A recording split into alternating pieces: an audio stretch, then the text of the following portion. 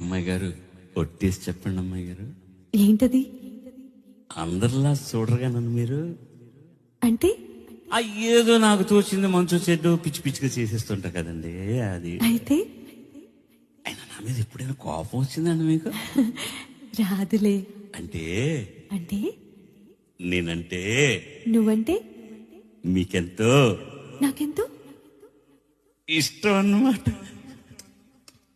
అమ్మాయి గారు ఇవ్వాలి ఇవ్వాడైనా మీరు